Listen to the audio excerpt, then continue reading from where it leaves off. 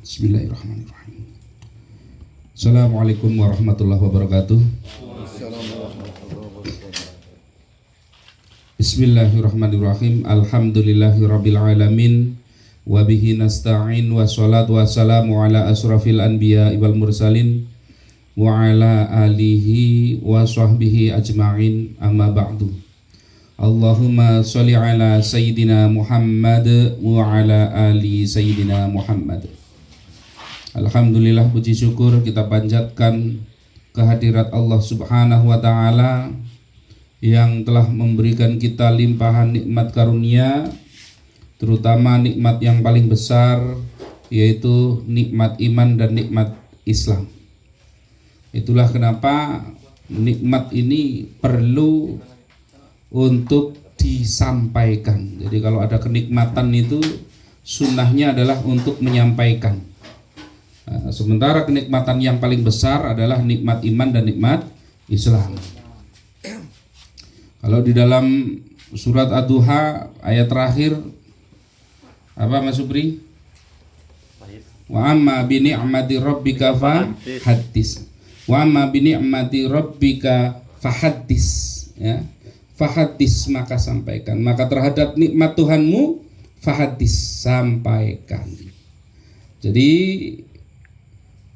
kita mendapatkan kenikmatan, terutama adalah kenikmatan iman, kenikmatan Islam. Sampaikan kenikmatan itu, jangan tidak disampaikan, itu ya. Nah, lalu kalau kenikmatannya itu di hal yang lain, sampaikan juga nggak apa-apa. Dalam rangka adalah untuk menunjukkan betapa Allah Subhanahu wa taala itu Maha Pengasih dan Maha Penyayang.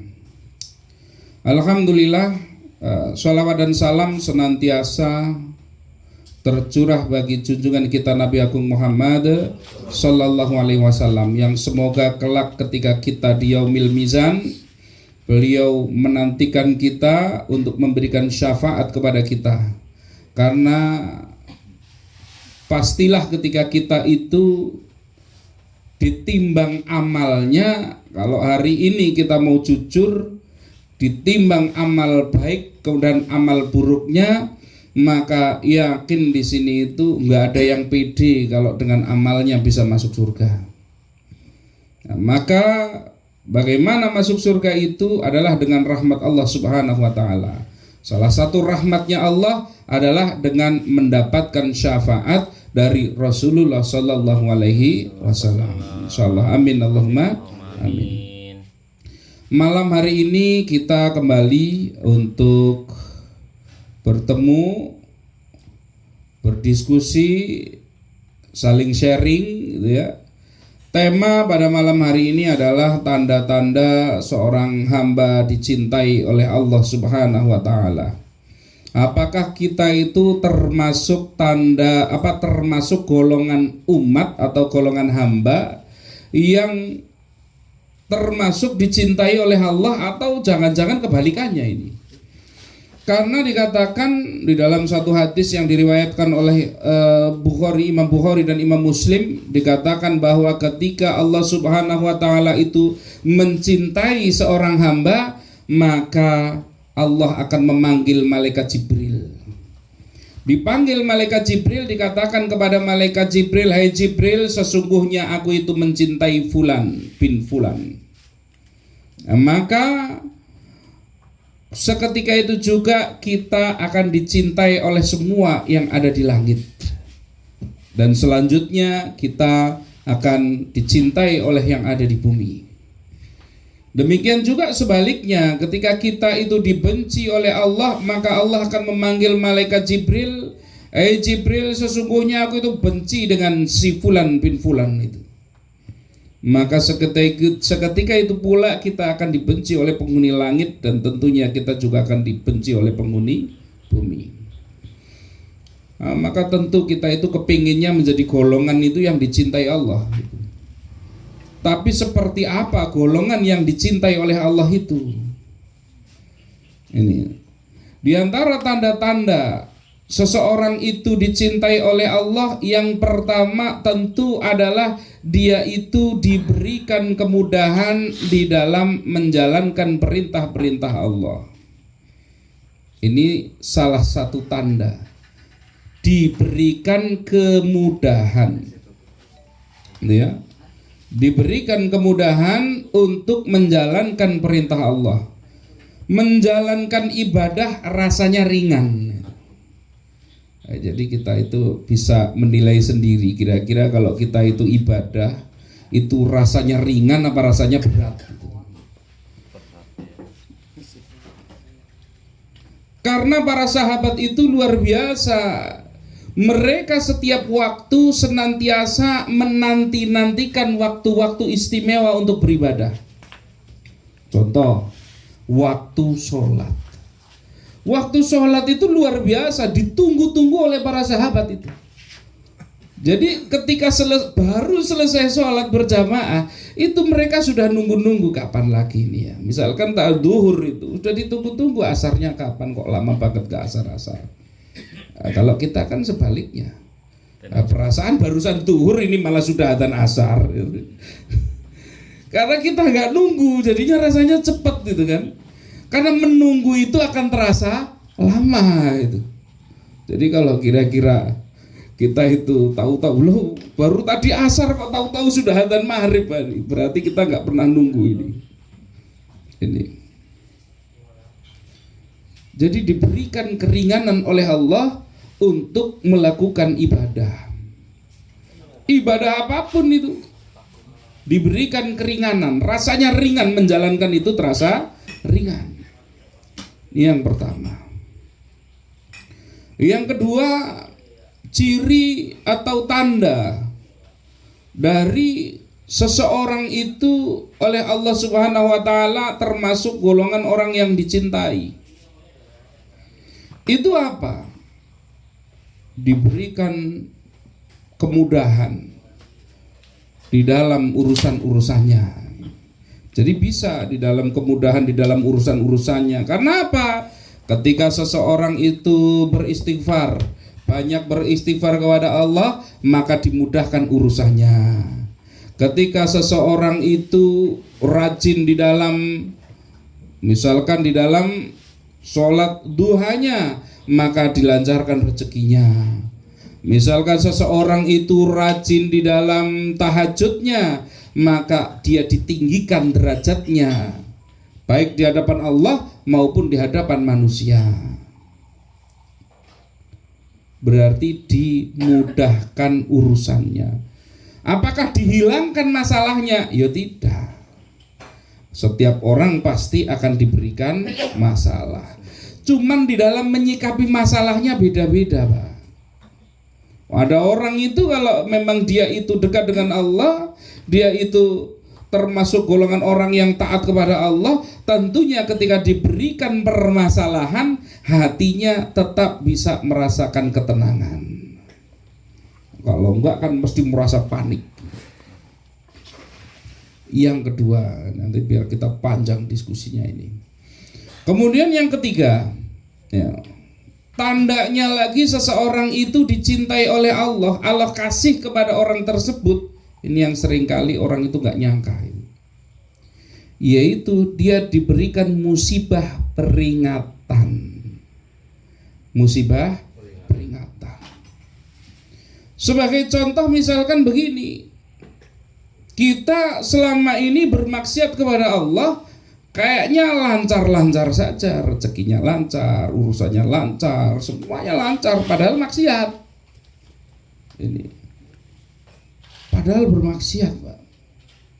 Ini, kalau dia masih dicintai oleh Allah, maka dia akan didatangkan yang namanya musibah atau peringatan, gitu. Musibah yang sifatnya peringatan, karena musibah itu ada yang sifatnya azab, gitu. Ada musibah yang sifatnya peringatan. Ini sebagai contoh begini. Ini sebagai contoh, baru saja ini tadi saya telat ya ke sini ya. Saya telat ke sini itu karena ada tamu. Ada tamu menyampaikan Anaknya bagus, anaknya disekolahkan di SDIT, terus kemudian nanti dia ditarget, dicita-citakan bakal menjadi seorang hafidz. Bagus apa enggak ini? Bagus, bagus, cita-citanya bagus, tapi hidupnya penuh dengan masalah.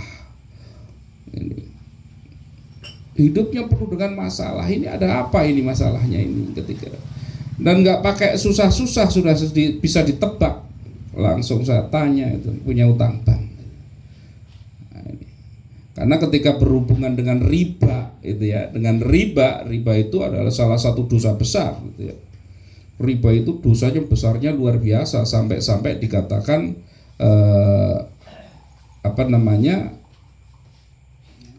orang yang tidak mau tobat dari riba sudah dikasih tahu ngeyel. Sudah dikasih tahu ngeyel, itu diancam oleh Allah Subhanahu wa taala, ashabun nar hum fiha khalidun. Dia akan menjadi ahli-ahlinya neraka, menjadi penghuni neraka. Hum fiha khalidun, dia akan kekal selama-lamanya. Jadi kalau urusan pinjam meminjam ada bunganya itu riba. Kenapa disebut bunga? Sebab aslinya busuk, diganti katanya menjadi bunga biar kelihatannya indah dan wangi itu.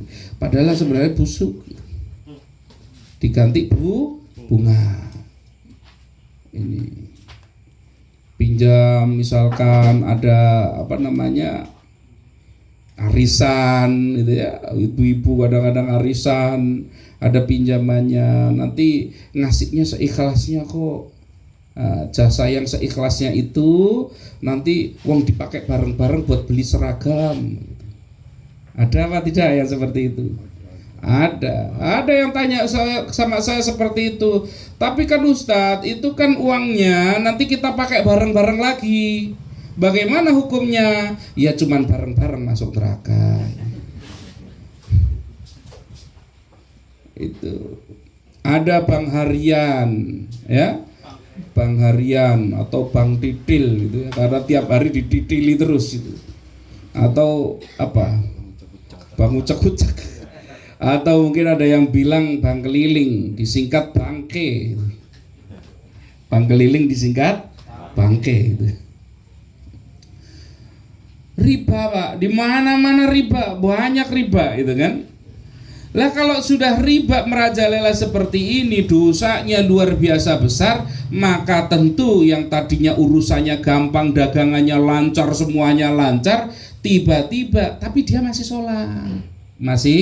sholat, ada Ramadan masih puasa, suruh bayar zakat masih bayar. Karena fadilah daripada sholatnya, fadilah daripada puasanya, fadilah daripada zakatnya, maka Allah masih kasih sama dia, kasihan, masih sayang, maka dibangkrutkan. Supaya apa? Berhenti.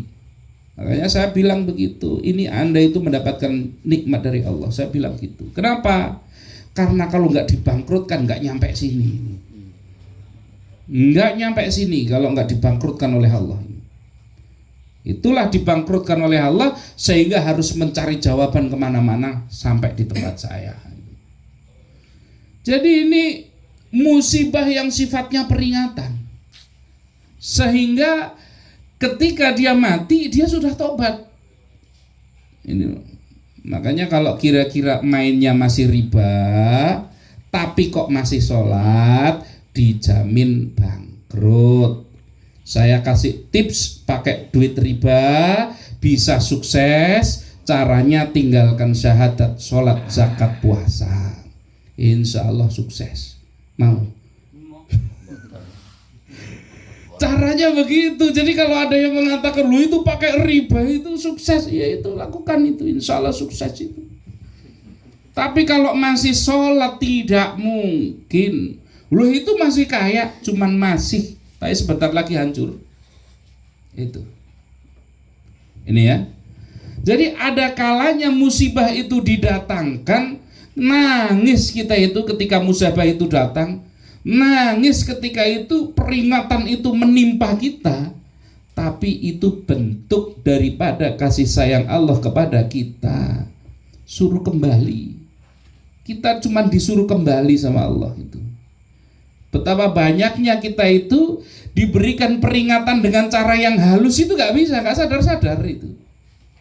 Dikasih peringatan sedikit, anaknya gampang sakit. Dikasih peringatan sedikit, mobilnya sering rusak, servis terus. Dikasih peringatan sedikit, usahanya tersendat-sendat itu. Kasih sedikit, suruh kembali sama Allah, nggak sadar-sadar gitu. Malah ngeyel, kayaknya ini kurang modal ini, akhirnya utang lagi malah. Ada yang seperti itu. Banyak. Malah mengundang murka yang lebih besar. Tapi masih sholat, masih puasa, masih zakat, Allah tetap sayang sama dia. Maka kalau sudah susah, maka oleh Allah ya dengan cara yang lebih keras. Sama ketika anak kita mulai bermain dekat ke jalan raya, sudah kita kasih tahu, nak jangan ke jalan raya, itu bahaya. Pengen lihat mobil yang besar-besar lewat, bahaya. Kita kasih tahu begitu. Halus dulu kita kasih tahu. Begitu dia malah lari ke jalan raya, kepengen lihat lebih jelas, apa yang kita lakukan? Tarik dengan segala cara supaya kembali. Ini anak ini mungkin masih berontak, Pak. Dia masih berontak, berusaha kepingin ke jalan raya, udah dipegang itu malah nangis, mintanya ke situ, minta dilepaskan gitu. Padahal kalau dilepaskan mati gitu kan gitu. Karena dia itu nggak paham itu, dan Allah itu seperti itu. Karena Allah sayang kepada hamba, maka dia dihentikan oleh Allah dengan segala cara supaya bertaubat. Jadi ada kalanya ketika kita tertimpa musibah itu bukan musibah sebenarnya, tapi nikmat dari Allah, yaitu nikmat hidayah supaya kita kembali sama Allah. Kita diundang lagi sama Allah. Ketika berhasil, ketika sukses, mungkin kita sering tinggalkan masjid. Gitu ya.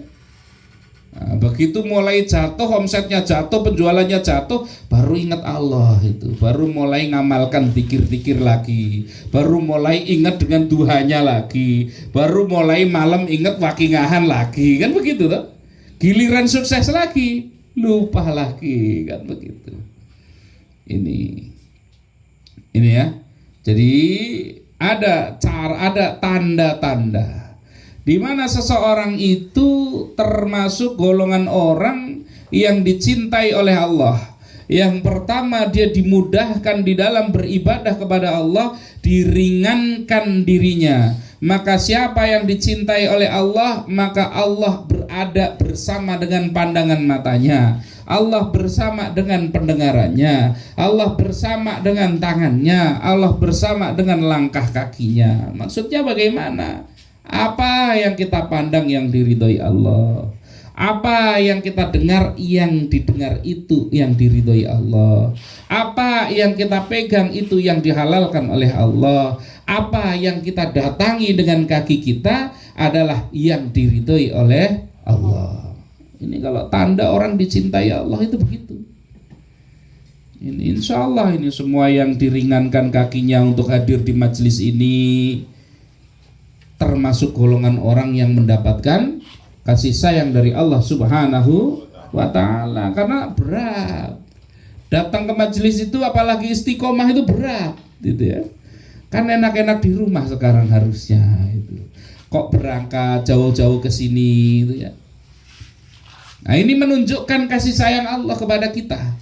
Karena hanya orang pilihan yang bisa hadir ke majelis itu. Hanya orang pilihan. Bisa hadir ke masjid, hanya orang pilihan yang datang ke masjid itu. Ini kan. Datang kita ke masjid itu mumpung masih hidup, jangan nanti nunggu didatangkan ke masjid. Kalau sudah didatangkan ke masjid repot. Nah, masih hidup, sholatlah ke masjid gitu ya. Jangan sekalinya ke masjid disolatkan kan begitu. Ini ya. Ini diringankan oleh Allah di dalam menjalankan perintah-perintah Allah Subhanahu wa taala. Ini termasuk tandanya. Ya kita koreksi diri kita itu ya. Mendengar adzan itu tergerak nggak hati kita itu untuk berangkat ke masjid. Gitu ya. Padahal kalau kita doa di dalam adzan apa itu? Allahumma rabba hadhihi da'wati tammah. Da'wati tammah ini panggilan yang sempurna paling bagus. Panggilan yang paling sempurna itu adzan itu. Ini ya. Panggilan yang paling sempurna. Kalau panggilan yang paling sempurna kita abaikan bagaimana? Nah, mulai ya kita perbaiki sedikit. Ini. Karena kalau Allah sayang, maka Allah bersama dalam pandangan mata kita. Allah bersama dalam pendengaran kita, tangan kita, kaki kita. Ini insya Allah itu yang diridhoi Allah. Tapi kalau kita datangnya tangan buat maksiat, kaki mendatangi tempat maksiat, yang dilihat maksiat, yang didengar kemaksiatan, repot. Karena memang setan itu luar biasa itu. Ketika ada orang misalkan menggibah itu ya, menggibah orang lain misalkan, menggibah itu membicarakan kejelekan orang lain, yang kejelekan itu bukan dosa nyata itu loh. Misalkan si A kok pendek banget ya, iya itu orang kok pendeknya kayak gitu, misal itu ghibah itu namanya. Ghibah itu hukumnya seperti seseorang yang makan bangkai saudaranya sendiri. Apa dosa daripada ghibah itu? Dosa daripada ghibah adalah kebaikan, dosa-dosa orang yang dighibah itu akan diserahkan kepada yang menghibah. Jadi kalau ada dosa-dosanya, misalkan saya menghibah Mas Supri, nggak ada Mas Supri, saya ngomong, oh Mas Supri kan begini. Maka ketika digibah seperti itu terjadi transfer ini, dosanya Mas Supri dikasihkan ke saya, Pak. Tapi saya gibahnya karena ada datang teman yang lain, makin semangat saya itu kan, tambah gibah lagi saya. Sampai dosanya Supri sudah habis itu. Kalau dosanya Supri sudah habis bagaimana? Maka pahala yang saya miliki diserahkan semuanya sama Supri itu. Itulah kenapa dikisahkan oleh Rasul di dalam kitab Duratun Nasihin itu dikatakan nanti ketika di akhirat itu akan mendapati seorang hamba yang mengatakan, ya Allah saya nggak pernah bermaksiat ini, saya nggak pernah bermaksiat itu di pohon pisang gitu kan. Loh kok tiba-tiba ini saya ada dosa ini itu, bermaksiat di bawah pohon pisang ini gimana ini itu kan, misalkan. Ternyata gara-gara apa? Ghibah. Ada yang mengatakan, ya Allah saya nggak pernah pergi haji ya Allah, kenapa ini ada pahala haji ya Allah? Ternyata pak hajinya dulu gibahi terus. Akhirnya dapatlah orang yang digibah mendapatkan pahala haji. Maka gibah ini hati-hati ya, ini dijadikan bahan guyonan untuk anak-anak muda sekarang itu. Lagi ngapa? Lagi asik gibah ini. Itu dianggapnya sepele itu urusan. Itu loh. Anak-anak muda sekarang banyak kan perempuan-perempuan itu lagi nongkrong di kafe bilangnya lagi ngapain? Lagi asik gibah ini. Itu. Padahal gibah itu dosanya Masya Allah luar biasa. Habis itu yang namanya amal kebaikan.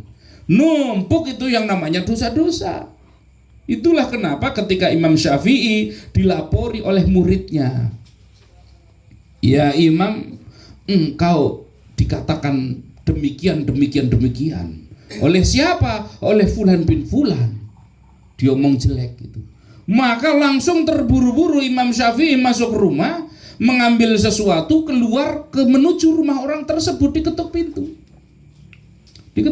Begitu sudah dibuka pintunya, menyampaikan salam, dibuka pintunya, Imam Syafi'i mengatakan kepada orang tersebut, Saya datang ke sini bersilaturahim, mau berterima kasih karena saya mendengar engkau memberikan kebaikan-kebaikanmu, pahalamu kepada saya dan mengambil dosa saya untuk kamu.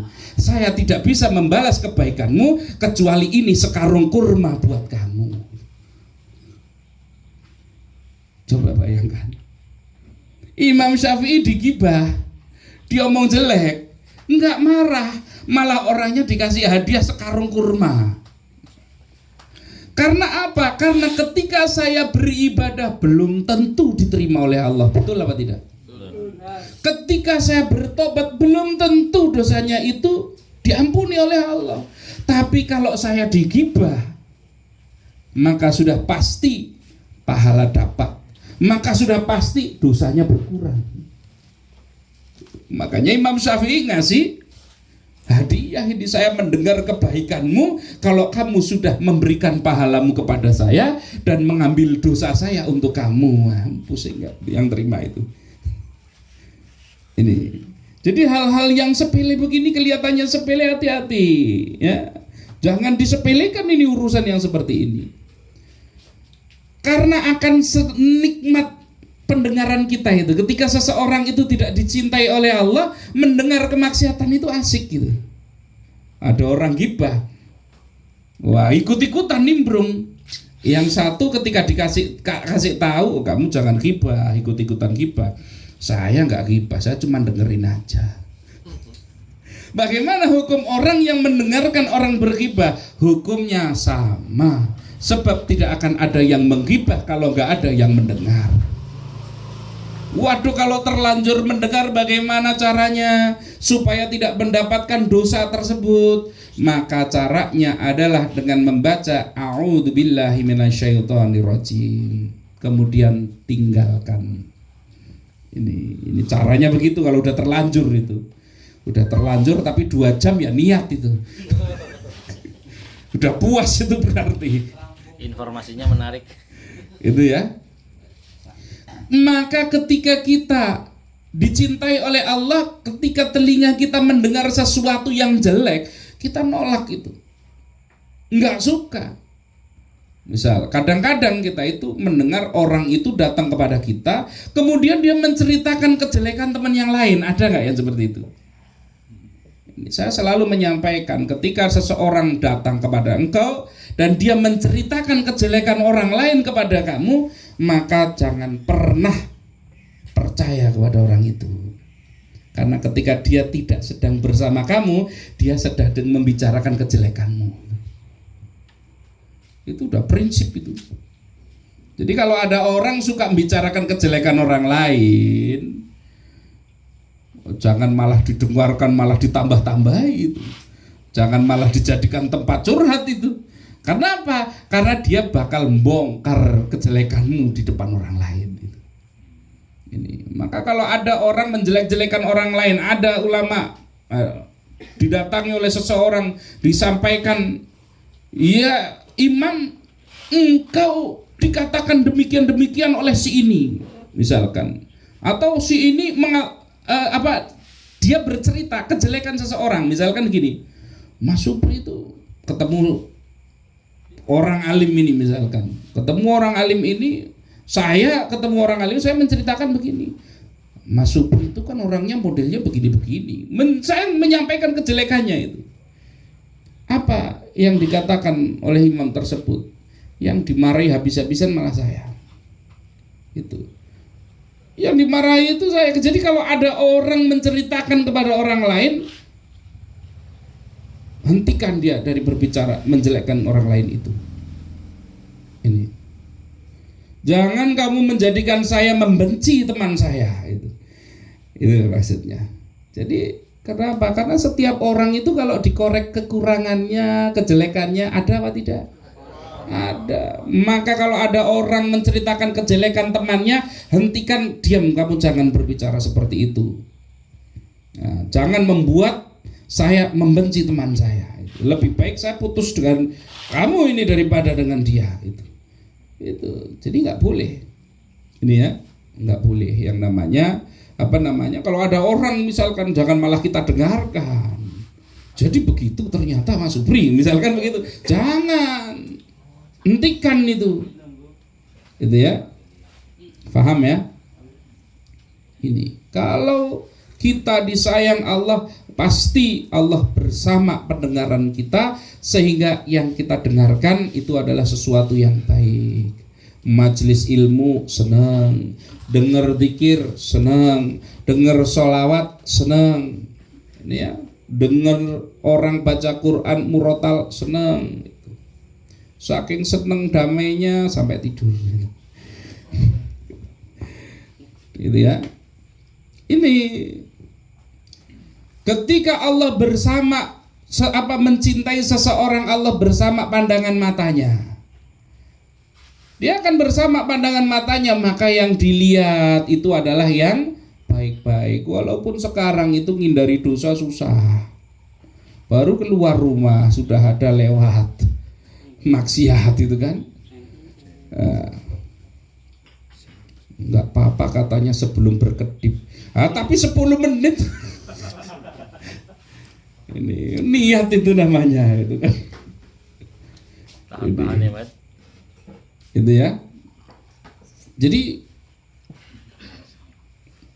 kalau memang susah, kalau memang Allah sayang kepada kita, maka Allah bersama dalam pandangan mata kita, sehingga kita itu akan punya kecenderungan untuk menggunakan mata kita untuk melihat sesuatu yang baik. Ini baca Quran misalkan, baca status gimana Mas Supri? Termasuk kasih sayang Allah apa enggak ini? Termasuk. Ini ya. Ketika Allah itu sayang kepada seorang hamba, maka Allah bersama di dalam langkah kakinya. Ke masjid ringan, ke majelis ilmu ringan, majelis sholat ringan, majelis zikir ringan gitu. Ini. Dan berat untuk ke tempat maksiat. Ini.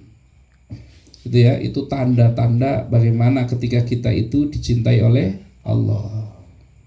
Ini yang kedua apa tadi? Apa, guys? Ini satu, ini nggak ada yang ingat ini. Diberikan kemudahan di dalam urusan. Bukan tidak diberikan masalah, tapi diberikan mudah untuk selesai di dalam urusannya tersebut. Nah, kalau kita itu banyak meninggalkan Allah, ketika dikasih urusan rumit terus itu kan, rumit gak selesai itu. Stres siang malam, pagi bangun tidur harusnya zikir malah mikir terus itu tanda-tanda itu. Maka ketika kita dicintai oleh Allah, disayangi oleh Allah, diberikan kemudahan di dalam berbagai macam urusan, bukan berarti tidak diberikan masalah tapi mudah menyelesaikannya. Dan yang ketiga apa tadi?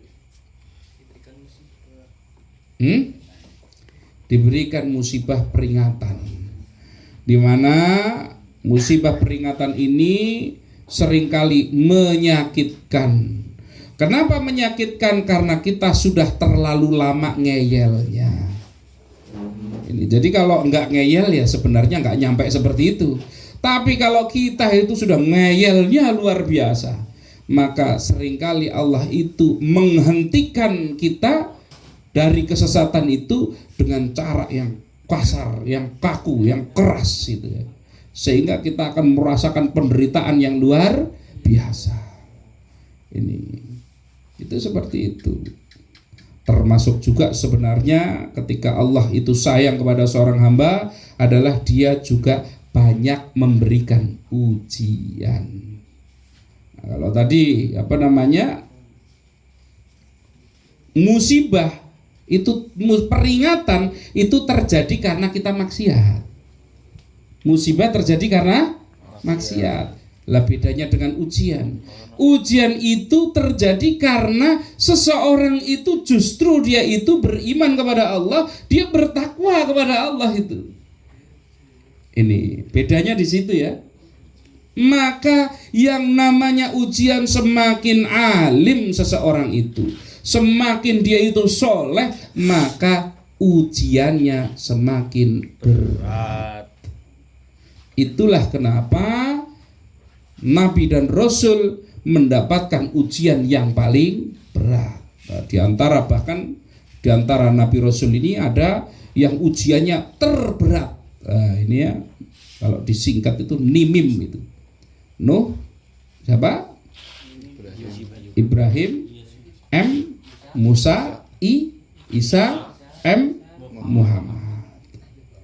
Ini, nah, itulah apa namanya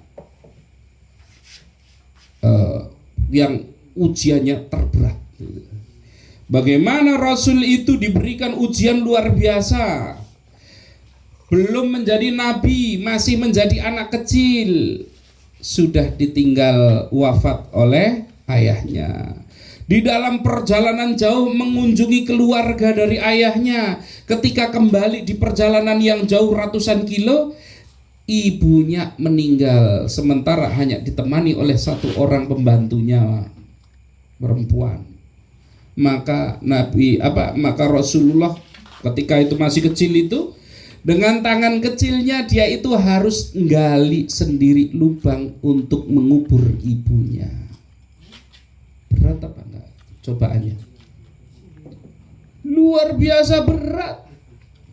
Belum lagi ketika beliau itu umurnya bertambah, ditinggalkan oleh orang-orang yang dicintai. Singkat cerita, sehingga ketika beliau diangkat menjadi Rasul, ditinggalkan oleh istrinya yang tercinta, yaitu Sayyidah Khadijah radhiyallahu anha.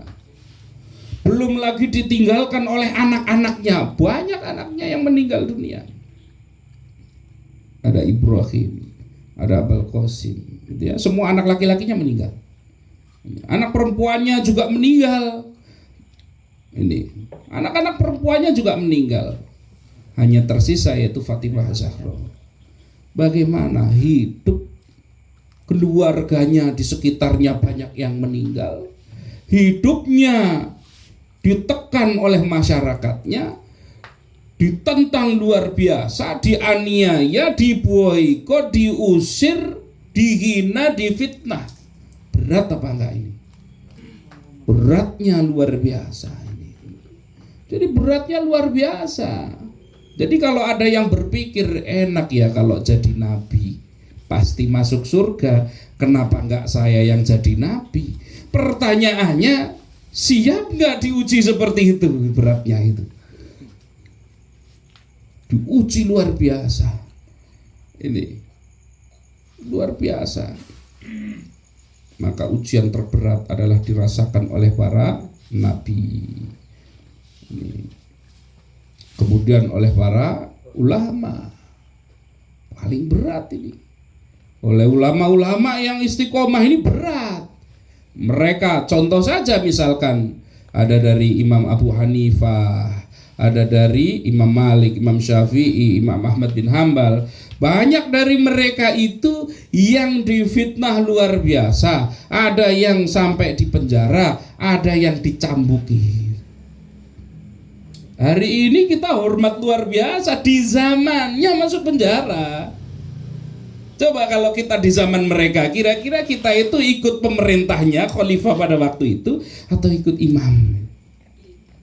Belum tentu ikut imam. Ikut imam dicambuk, di penjara mau. Jadi ujian yang terberat itu justru adalah ketika menjadi ulama yang istiqomah. Imam Nawawi yang membuat syarah Sahih Muslim, kemudian juga menulis kitab Riyadhus Shalihin. Bagaimana dia itu pada zamannya itu harus berkonfrontasi dengan pemerintah pada waktu itu. Nah, ini. Jadi ternyata luar biasa, berat. Ini semua ulama-ulama itu berat. Ini ya, termasuk ulama-ulama di Indonesia di masa-masa Indonesia itu penjajahan misalkan. Bagaimana mereka itu luar biasa harus berjuang untuk kemerdekaan gitu ya. Banyak tokoh-tokoh itu untuk kemerdekaan berjuang, giliran sudah merdeka di penjara seperti yang dirasakan Buya Hamka misalkan. Itu luar biasa itu. Tapi dasar Allah Subhanahu wa taala itu sayang sama beliau, Buya Hamka misalkan contohnya di Indonesia itu ya, di penjara. Selama di penjara itu malah menulis kitab tafsir namanya Tafsir Al-Azhar 12 jilid. Selesai itu. Jadi ulama itu kalau di penjara itu gak sedih, Pak. Malah banyak waktu untuk bersama dengan Allah. Banyak waktu untuk menggali ilmu. Nah, kalau kita di penjara kan stres. Jadi salah kalau orang-orang berpikir ketika para imam itu ulama-ulama dulu itu di penjara ataupun ulama sekarang di penjara, wah ini bakal susah hatinya. Enggak. Karena syarat orang itu tenang itu innalladzina amanu wa amilus solihati wa aqamus sholata wa atawuz zakata lahum ajruhum 'inda rabbihim wala khaufun 'alaihim walahum yahzanun. Innalladzina amanu, inna sesungguhnya alladzina orang-orang amanu yang beriman. Wa amilus solihat berarti orang yang pertama beriman, wa amilus solihat dan dia itu beramal soleh. Wa aqamus sholata dia mendirikan sholat, wa atawuz zakata dan dia menunaikan zakat. Lahum ajruhum maka baginya pahala 'inda rabbihim di sisi Tuhannya, wala khaufun 'alaihim walahum yahzanun. Nggak ada susah hati, nggak ada sedih, itu nggak ada. Nggak ada sedihnya, nggak ada sakit hatinya. Mau dia kaya, mau dia miskin, mau di penjara, mau bebas, nggak ada. Yang namanya susah hati itu nggak ada. Rasa takut nggak ada, bingung nggak ada. Itu rahasianya di situ. Ini ya. Jadi walaupun katakanlah yang namanya kalau kita beriman kepada Allah, beramal soleh kepada Allah, ya beramal soleh, kemudian kita itu mendirikan sholat, gitu ya, mendirikan sholat ini nanti kapan-kapan kita akan bahas yang kenapa kok nggak maksudnya adalah melaksanakan sholat itu. Kenapa kok mendirikan sholat? Karena sholat punya hak. Nanti kapan-kapan panjang ini penjelasannya ya. Itu mendirikan sholat, menunaikan zakat itu ya. Maka dia itu oleh Allah Subhanahu wa taala akan diberikan ketenangan, akan dijauhkan dari rasa bingung, rasa susah hati, rasa sedih, itu dijauhkan semuanya. Ini ya, itu tema kita malam hari ini. Berarti ada 4 ya tadi ya, ciri-ciri seseorang itu disayangi oleh Allah Subhanahu wa taala. Tinggal masuk golongan yang mana. Ini insya Allah kalau Mas Supri itu termasuk golongan ini yang pertama dan yang keempat ini insya Allah. Amin apa sih? Nah kan diuji. Kalau diuji itu tandanya seseorang itu takwa itu. Harapannya begitu. Amin Allahumma. Amin. Ini ya, silakan untuk diskusi selanjutnya. Silakan bisa seputar tema ini ataupun yang lainnya. Silakan.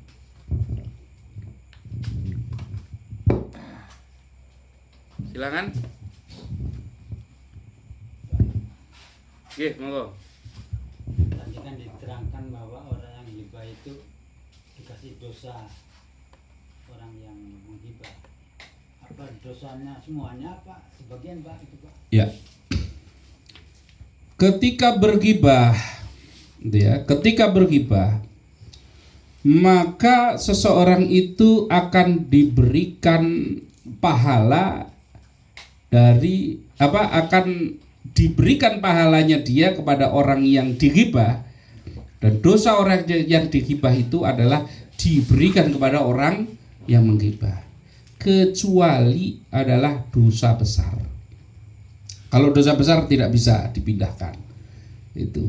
Jadi dosa-dosa kecil tapi banyak gitu. Itu bisa. Gitu ya. Nah, kalau pahala itu tadi, kalau pahala bisa semua, Pak. Tapi kalau dosa itu nggak bisa, yang tidak bisa dipindahkan. Jadi misalkan saya menggibah si A, Si A itu salah satunya kebiasaannya pergi ke dukun, misalkan gitu. Pergi ke dukun, dia diajarkan kesyirikan, misalkan begitu. Itu dosa besar apa tidak? Dosa besar. Maka ketika saya bergibah, mungkin dosanya ketika dia itu bermaksiat bermacam-macam, kemarin bohong iya, tipu orang iya, itu kan, itu terus bermacam-macam dosa yang lain, saya yang nanggung dosanya. Tetapi untuk dosa dia itu syiriknya itu nggak bisa, dia tetap nanggung dosa itu ya. Jadi adalah dosa-dosa yang kecil. Cuman di dalam kita itu, di dalam Ahlus Sunnah wal Jamaah itu, kita memahami ada dosa itu dibagi jadi dua. Ada dosa besar, ada dosa kecil. Tapi jangan pernah remehkan dosa. Kenapa? Sekalipun dosa kecil, berpikirlah kepada siapa engkau berbuat dosa. Kepada siapa? Allah. Walaupun dosa kecil, tetap saja berarti kita berdosanya adalah kepada Allah. Ini jadi bukan berarti kalau dosa kecil gampang lah, ini saya ke masjid pakai sendal jelek nanti tak bawa pulang, ini kan dosanya dosa kecil itu kan. Ya, cari yang bagus gitu ya, tuker yang bagus misalkan. Dosa memang mungkin tergolong dosanya dosa kecil itu, tetapi di situ mengandung dosa adalah tadi dosanya adalah tetap kepada Allah.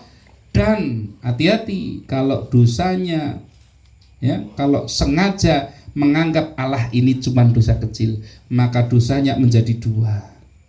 Yang pertama dosa nyolong sendalnya atau nuker sendalnya. Yang kedua dosa meremehkan dosa. Nah, jadi meremehkan Allah ini berarti itu, hati-hati. Jadi seperti itu. Karena memang harus dipisahkan itu, ada dosa besar, ada dosa kecil. Nah, dosa kecil itu bisa kita hapus dengan istighfar. Gitu ya.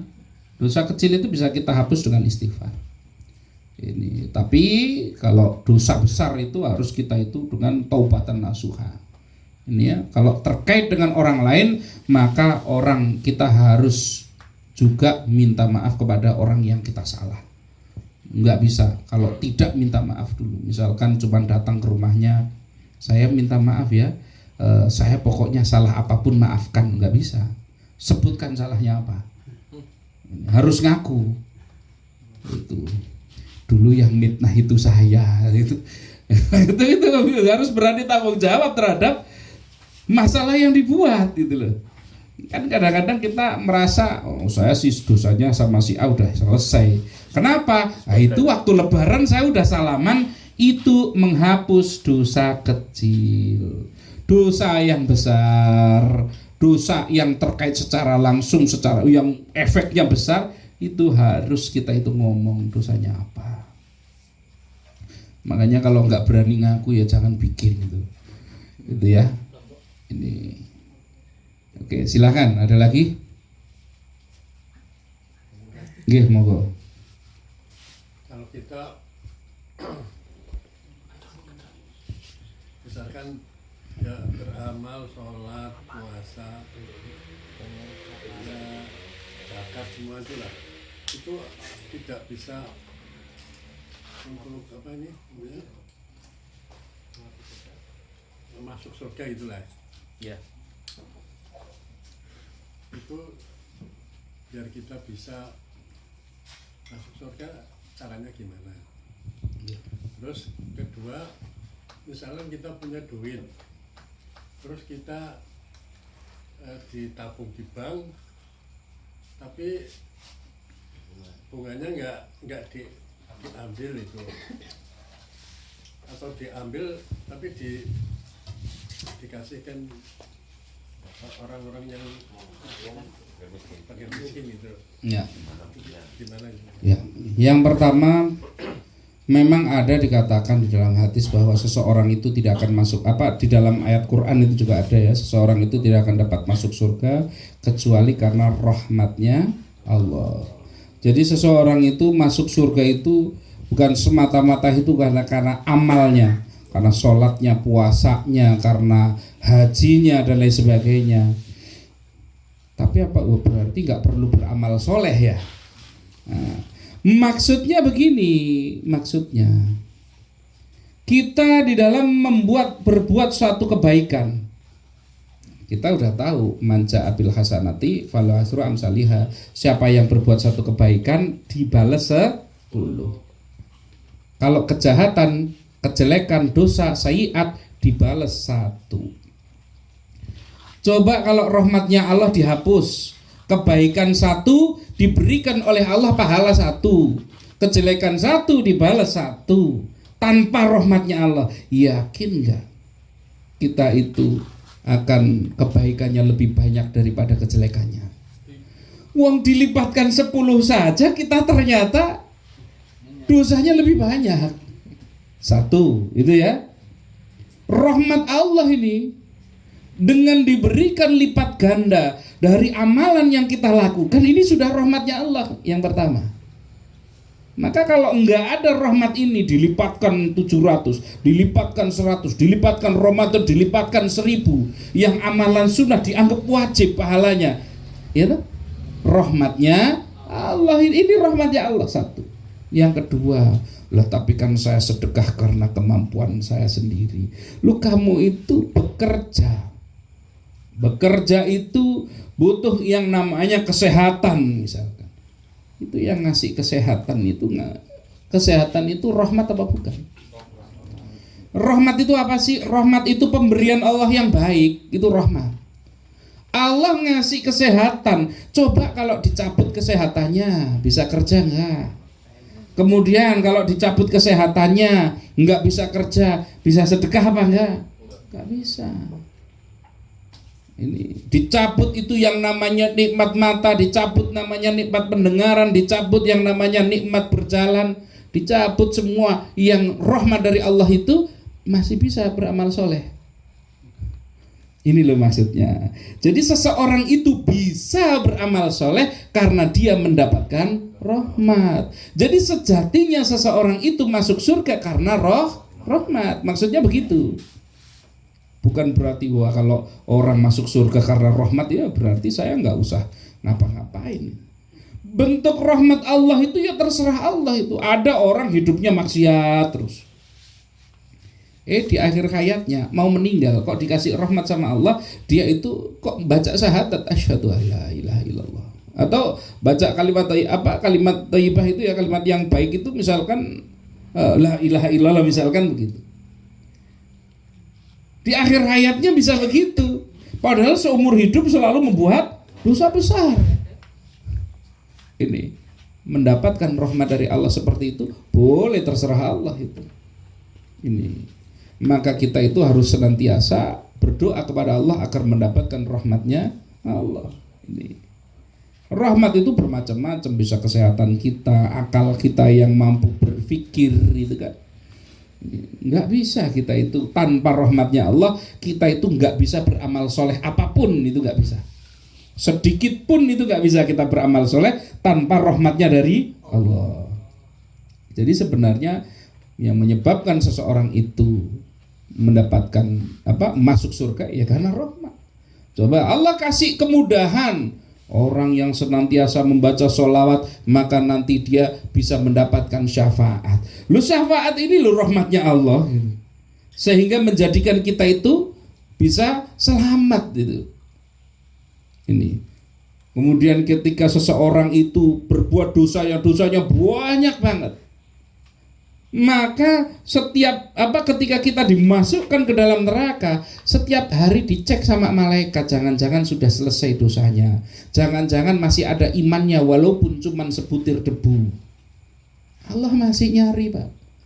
Orang yang sudah di dalam neraka, Allah masih perintahkan malaikat suruh nyari, jangan-jangan di hati orang itu masih ada iman walaupun sebutir debu. Ini karena rahmatnya Allah. Di dalam hadis Allah itu berjanji, siapa yang pernah menetes air mata walaupun hanya 1 tetes air mata sekali di dalam hidupnya karena dia takut kepada Allah, maka diharamkan masuk neraka. Nah ini karena rahmatnya Allah ini. Seumur hidup sekali, Pak. Pernah apa belum? Sekali saja. Kita pernah nangis karena takut sama Allah itu. Minimal sekali itu. Ini ya. Ini rahmatnya Allah apa bukan? Ringan, begitu banyak amalan itu yang begitu ringannya, tapi Allah ngasihnya pahala besar banget itu. Ini semua karena rahmatnya Allah. Coba kalau semua dibalas sebanding semua, ya nggak dapat kita. Uang dikejar 1:10 saja, kalau kebaikan 10, kalau kejelekan 1, itu saja kita nggak kekejar kok. Apalagi seandainya Allah nggak lipat gandakan itu semua itu. Habis kita itu ya, paham ya? Nah, kemudian terkait dengan yang namanya riba. Riba itu tambahan ya, baik berupa materi ataupun manfaat, gitu ya. Tambahan baik berupa materi ataupun manfaat. Manfaat contohnya apa? Saya mau pinjam uang sama Mas Supri saya pinjam duitnya. Oke, tak pinjami berapa? 100.000. Ini tak pinjami 100.000. Syaratnya tolong nanti kalau ketemu si A kasih tahu ya kalau lagi tak cari saya. Harus ketemu loh sama si A. Kalau enggak tak utangi kamu. Dapat manfaat enggak Mas Supri dengan ngutangi? Itu jadi riba, Pak. Jadi kalau mau ngutangi itu jangan pakai syarat. Karena di dalam Islam ngutangi itu masuknya tolong menolong. Enggak boleh ngambil untung dari tolong menolong. Kalau mau ambil untung dari niaga, dari bisnis. Itu ya. Ini. Jadi kalau mau ngambil untung bisnis. Kalau nolong jangan ngambil untung kalau nolong. Lah ketika terkait dengan wala yang namanya bank itu banyak. Ini saya agak melebar sedikit ya supaya mungkin teman-teman lebih memahami lagi. Riba itu transaksinya bukan lembaganya. Bank hukumnya apa? Sama aja kalau saya ditanya ini kayu hukumnya apa? Tidak ada hukumnya. Hukum itu terkait dengan perbuatan gitu. Paham ya? Paham. Ini jadi bukan banknya yang riba transaksinya. Contoh, kalau saya transfer di bank, di situ nanti ada potongan, ada biaya transfer di ATM 6.500 bagaimana? Halal nggak? Riba nggak? Bukan, itu bukan riba, itu halal, jasa itu. Kalau saya bayar listrik nanti ada administrasinya 2.500 di bank atau di ATM atau di internet banking, bagaimana? Boleh nggak? Boleh. Halal. Paham ya? Paham. Tapi itu bank konvensional boleh. Ini. Nah terus kalau kita misalkan pinjam ke bank, kemudian ada bunganya, lah bunga itu yang disebut riba. Kita nabung kok ada bunganya, maka bunganya disebut riba. Nah, terus perlakuannya bagaimana? Wong itu otomatis. Saya PNS, gajinya lewat BPD, gajinya lewat bank-bank konvensional, bagaimana? Otomatis itu ditransfer tiap bulan, misalkan gitu ya. Bagaimana yang seperti itu? Maka bunga ini bisa diperlakukan dengan dua cara. Yang pertama diambil, yang kedua dicatat, dibiarkan, nggak boleh diambil. Tapi ya telaten apa enggak ini? Kalau nyatet kira-kira telaten apa tidak? Lama-lama bisa keambil nggak kerasa, karena tiap bulan kan bunga bisa berubah-ubah kan?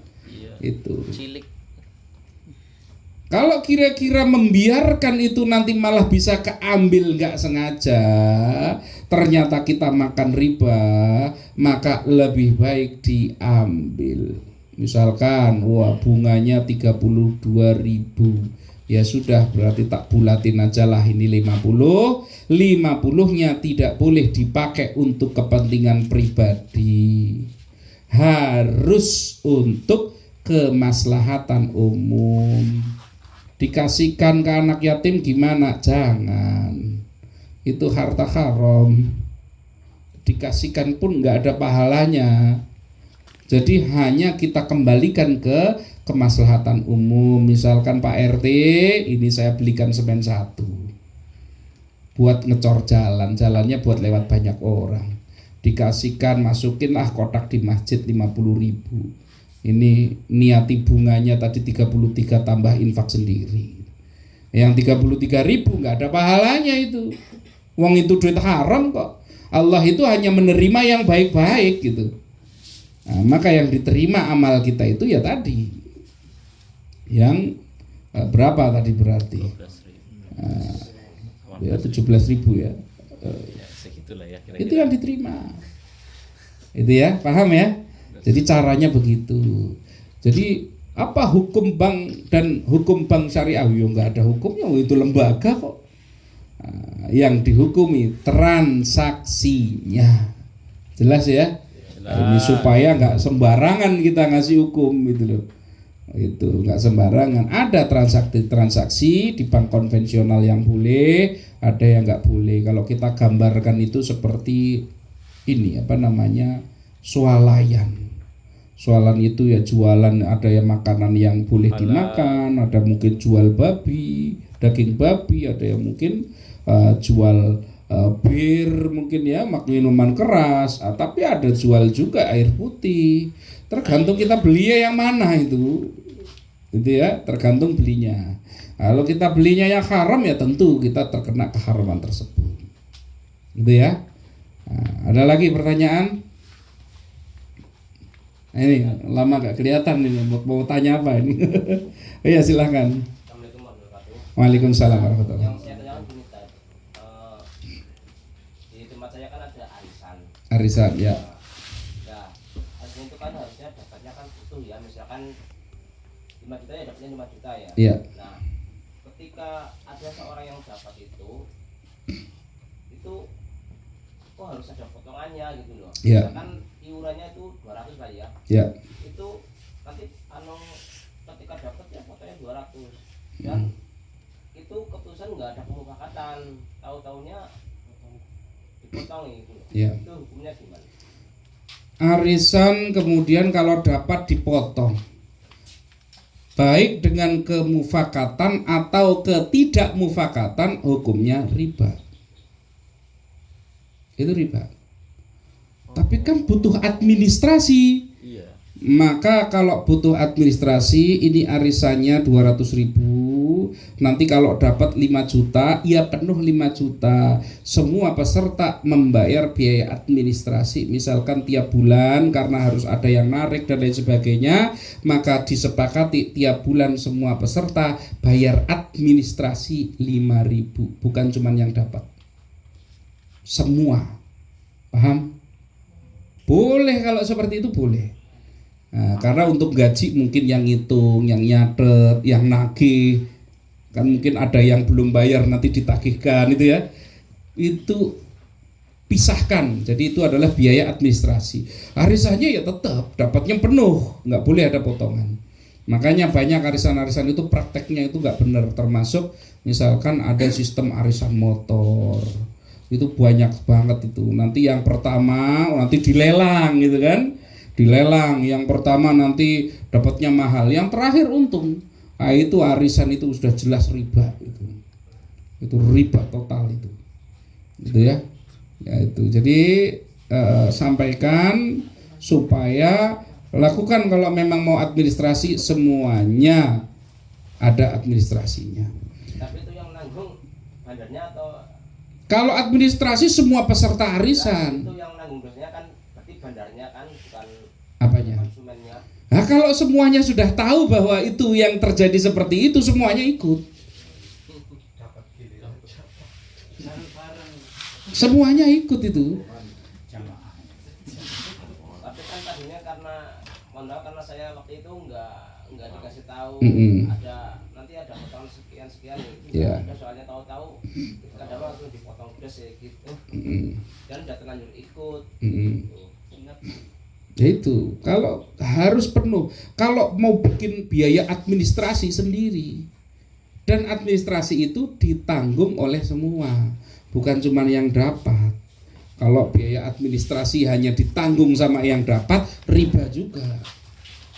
Itu berarti tambahan itu, paham ya? Jadi administrasi harus ditanggung oleh semuanya. Nah, dalam artian memang dikhususkan untuk biaya operasional gitu loh. Kan ada yang kerja masalahnya itu kan, ada yang kerja, maka itu bisa halal untuk yang bekerja. Itu. Tapi kalau ditanggungkan hanya yang dapat, maka itu termasuk riba. Itu ya. Ini baik ditanggungkannya dengan cara dipotong ataupun disuruh ya dapatnya tetap 5 juta tapi kamu bayar 200.000 misalkan gitu, sama saja itu terjadinya seperti itu, nggak boleh. Jelas ya? Itu udah. Ada lagi ya? Itu kan tadi misalnya arisan ya itu yang 5.000 untuk snack ya, konsumsi ya. Ya. Nah, tapi apa namanya tanggungan konsumsi lebih dari 5.000 itu. Tapi untuk dibayarnya penuh itu. Gimana dan paling nanti yang dibayar itu diserahkan ke yang dapat, akadnya untuk konsumsi. Nggak apa-apa. Enggak apa-apa ya. Misalkan karena daripada nanti yang nyiapkan tuan rumahnya misalkan kan ya, itu kok ternyata lebih ya, jadi infak itu nanti, jadi sedekah itu kalau lebih dari itu, nggak apa-apa, nggak masalah itu. Yang penting dikasihnya penuh ya.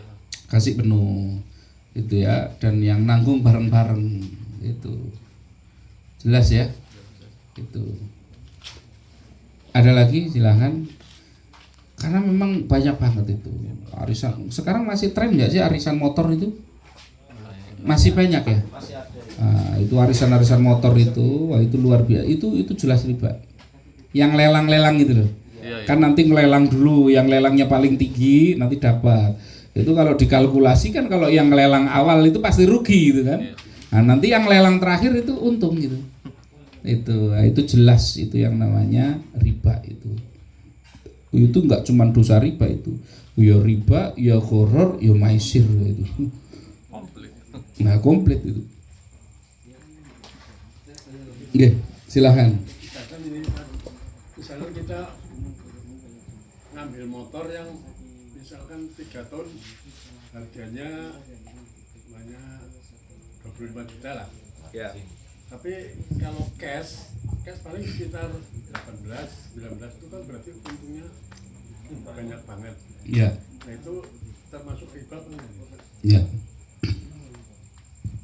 Kalau jual cash 20 juta, misalkan ini biar gampang ini. Kalau jual kredit 25. Disepakati 25 gitu ya. Misalkan. Nah, maka ini apa namanya? Yang seperti ini termasuk 2 transaksi atau tidak? 2 harga apa tidak itu ya. Karena secara umum masyarakat kita memahami ini 2 harga. Ya kan? Menurut jumhur ulama yang begini ini bukan 2 harga. Karena harga itu adalah kesepakatan. Ini baru penawaran. Jadi ketika disepakati misalkan saya mau cash saja 20, ya udah jadi harganya kan 1. Atau enggak lah saya mau kredit saja 25. Jadi sah itu apa namanya transaksi itu. Harganya tetap 1 kan?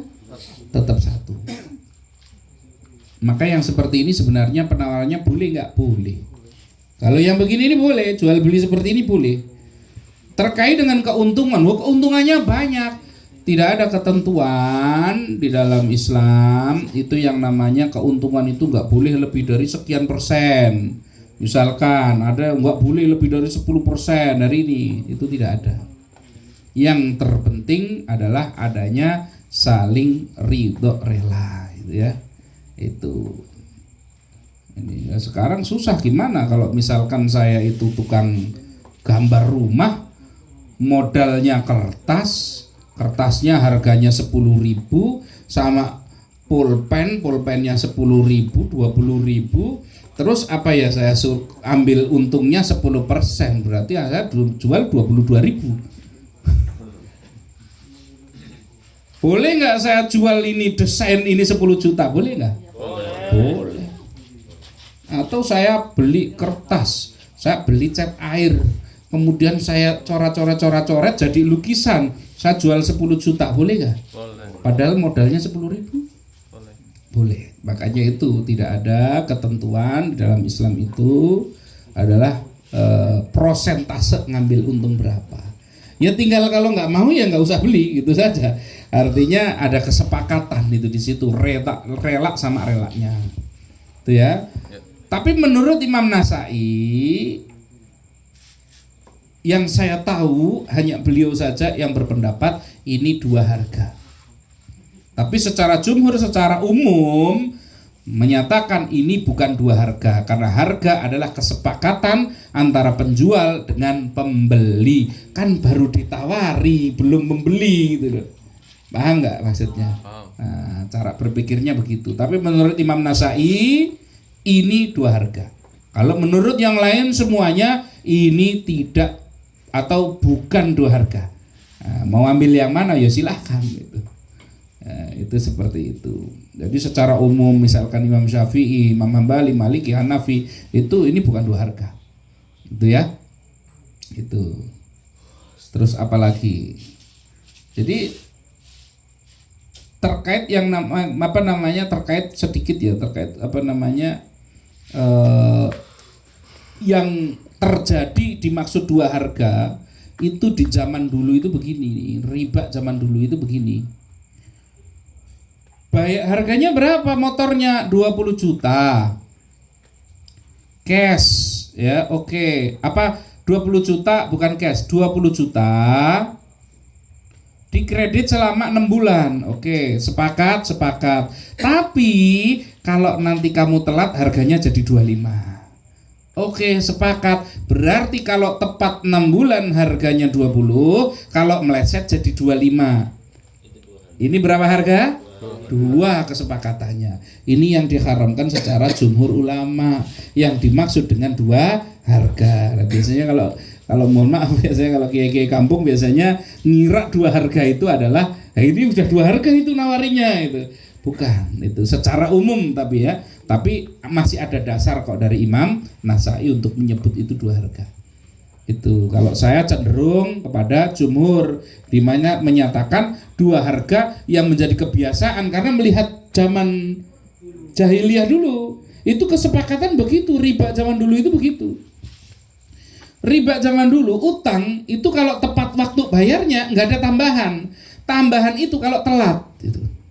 Sementara riba sekarang lebih ganas. Tepat waktu kena bunga, telat kena denda, diselesaikan kena penalti.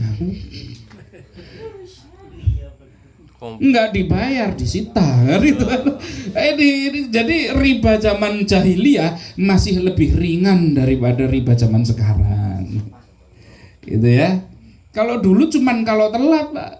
Kalau tepat waktu saya pinjam 1 tahun 10 juta, ya besok kembalikan 1 tahun 10 juta. Tapi kalau meleset jadi 11.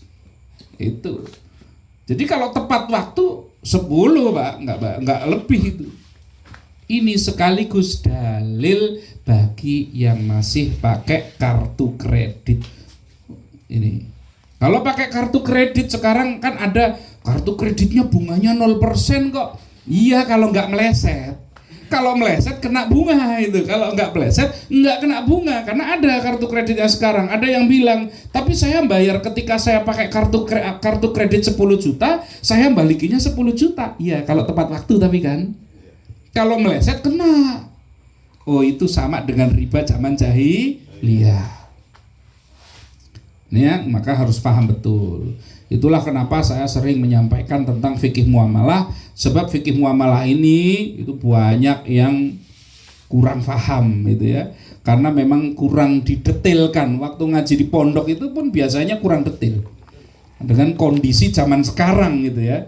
Karena kondisi zaman sekarang memang sudah berubahnya banyak, maka harus difahami betul. Itu sekarang itu harus mudeng itu. Nah, makanya kalau kiai zaman sekarang pusing, orang datang, ustadz atau kiai mau tanya apa hukumnya cryptocurrency. Nah, pusing kiainya itu. Aduh, ini ngomong apa ini? Apa hukumnya trading, Mbak Kiai? Pusing ini kiainya, nggak pernah belajar trading itu. Nah, itu memang harus begitu zaman sekarang itu. Harus paham betul karena tuntutan zaman, maka fikih malah perlu didalami. Ini ya, kalau dulu sederhana, sekarang nggak sederhana lagi. Dulu paling cuman hukum yang paling sering kepake apa? Hukum menghentikan orang datang ke pasar. Orang gunung mau datang ke pasar, Pak, bawa ayam, bawa sayuran, dihadang di tengah jalan, belum nyampe pasar. Udahlah saya beli saja. Gimana kalau ayamnya ini 50.000? Ya jangan 50.000 itu. Apa namanya 70 gitu. Ya enggak lah, aku ini di pasar 70, 50 aja ini. Ya udah 55 jadi. Menghentikan calon pembeli untuk tidak mengetahui harga pasar, supaya nggak tahu harga pasar, dihadang di tengah jalan itu dosa.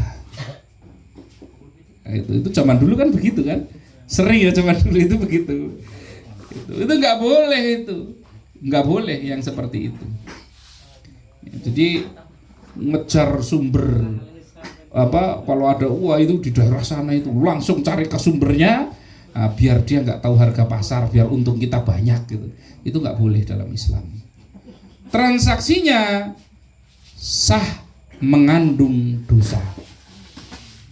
Sah mengandung dosa. Jadi tidak setiap yang sah itu dapat pahala, enggak. Ini transaksinya secara fikih sah tapi mengandung dosa.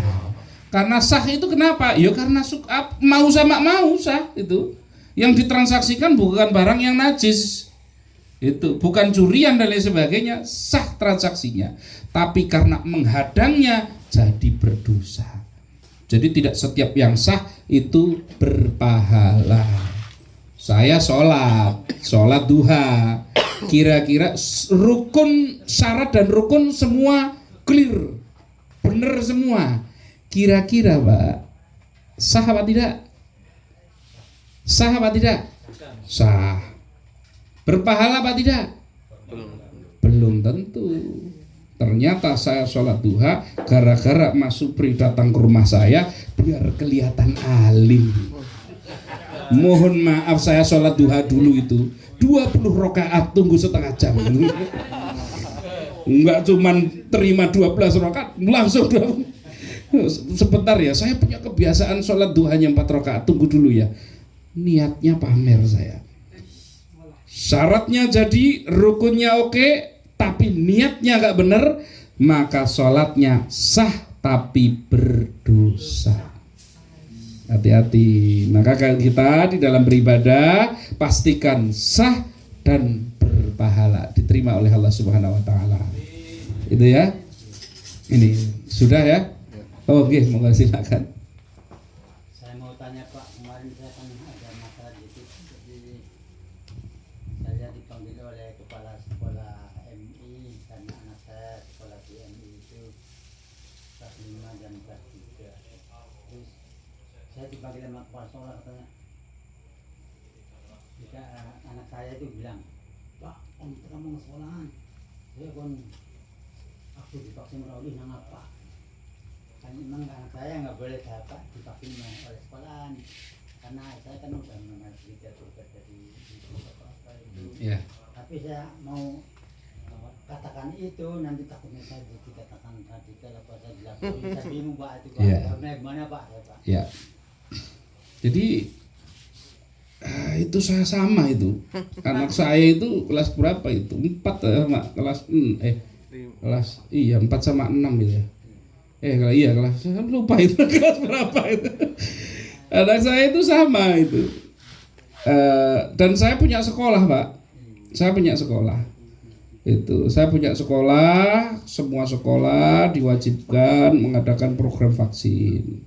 Maka saya menyampaikan kepada pihak-pihak terkait bahwa terkait dengan vaksin, saya sebagai penanggung jawab di sekolah menyatakan mempersilahkan petugas vaksin untuk minta izin kepada orang tuanya, dan penanggung jawabnya adalah orang tua. Kami selaku sekolah tidak bertanggung jawab apapun. Jadi saya menyatakan begitu. Jadi silahkan, yang mau vaksin silahkan, yang tidak mau silahkan. Saya nggak paksa-paksa, enggak. Itu satu. Itu sikap saya sebagai sekolah untuk menghormati yang mau vaksin dan yang tidak mau. Karena menurut saya itu hak asasi itu. Kemudian yang kedua terkait anak saya pulang, Mbak. Tahu-tahu disuruh vaksin katanya itu.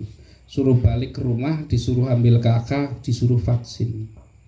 Saya tanya, suruh apa? Suruh vaksin, ini ambil kakak. Saya bilang nggak usah berangkat lagi. Kamu nggak, besok kalau ditanya guru, saya sebagai orang tua menyatakan saya tidak mengizinkan anak saya vaksin. Saya nggak pakai alasan. Saya tidak mengizinkan. Lalu kata gurunya nggak boleh sekolah. Anak saya bilang begitu. Ya saya cuman bilang ya sudah, kalau besok nggak boleh sekolah, kamu nggak perlu sekolah. Saya nggak ambil pusing lah. Nggak apa-apa kok. Insya Allah masih hidup, insya Allah. Malah nanti kalau nggak boleh sekolah mau tak suruh full itu hafalan Quran gitu, nggak ada gangguan itu. Saya ambil hikmahnya aja, itu nggak ambil pusing saya. Gitu. Karena kenapa? Ini sedikit yang saya sampaikan, walaupun saya pemilik sekolah itu. Sebenarnya saya itu nggak terlalu setuju dengan sekolah itu. Karena sekolah itu peninggalan kapitalisme gitu ya, di mana kita itu ditanamkan di bawah sadar kita, kalau nggak sekolah itu seolah-olah hidupnya nanti terancam masa depannya. Tapi nggak ada orang tua yang merasa ketika anaknya nggak mondok, anaknya nggak ngaji, anaknya nggak TPQ, itu orang tua cemas nanti masa depannya bagaimana. Betul apa tidak? Gitu loh. Jadi kenapa kok bisa seperti itu gitu? Ini problem kita itu. Harusnya kita itu lebih khawatir ketika anak kita mungkin nggak mondok atau anak kita itu nggak ngaji. Itu yang kita khawatirkan itu. Kalau cuman sekolah itu gampang. Kalau nanti nggak boleh, itu masih banyak juga sekolah yang nggak pakai begitu tuh, banyak Pak. Masih banyak alternatifnya kok itu. Ya, nyatanya kayak kami juga banyak Pak, yang seperti kami itu sikapnya banyak. Itu ya. Jadi ya gimana orang tua disuruh bikin surat pernyataan, atau ketika di desa itu disuruh bikin surat pernyataan, giliran petugas medisnya disuruh bikin surat pernyataan, kalau ada apa-apa suruh tanggung jawab, nggak mau itu. Ya kan harusnya sama-sama tanggung jawab itu kan gitu. Itu. Tapi ya situlah, itu kebijakan pemerintah, ya terserah silahkan. Itu ya, kita nggak kalau prinsip saya adalah yang mau vaksin silahkan, yang tidak mau silahkan. Saya tidak menghalangi dan saya nggak nyuruh, gitu aja. Kan netral, enak itu seperti itu. Itu ya. Itu. Jadi kalau saya nggak pakai alasan, itu kan hak prerogatif orang tua. Itu nggak pakai alasan itu. Maunya saya begitu. Itu ya. Jadi kita nggak perlu berpolemik dengan misalkan kita terbawa-bawa misalkan isu-isu yang nggak jelas, misalkan wah ini kan permainan dari elit-elit ini, nggak perlu lah itu. Mending kita itu cukup bersikap seperti itu saja. Yang mau silahkan, yang enggak ya nggak apa-apa. Saya tidak melarang dan saya tidak menyuruh. Gitu aja kan, selesai, enak gitu ya. Itu. Jadi kita nggak musuhan dengan siapapun. Itu saya teman saya yang nggak mau vaksin banyak. Tapi teman saya yang di medis banyak gitu. Jadi tapi dengan dua-duanya kita santai-santai saja. Oh, di sini ada petugas medis.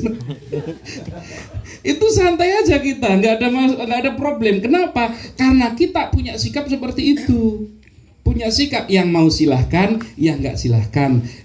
Saya tidak melarang dan tidak menyuruh, sehingga netral, kita bisa komunikasi dengan siapapun gitu loh.